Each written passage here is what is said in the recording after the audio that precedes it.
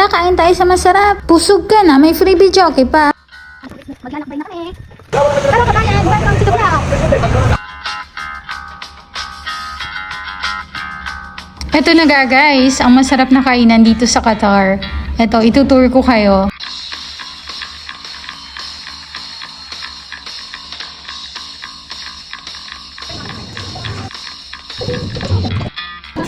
Ayan nga, kami ay nag-concert bago dumating ang aming order. Mabilis ang kanilang serving dito. Dahil nga sa mga oras na to ay solo namin ang place. Ayan, grabe yung kantahan namin. Nagutom ako. Ito na nga ang mga in-order. Tara na guys, kainan na!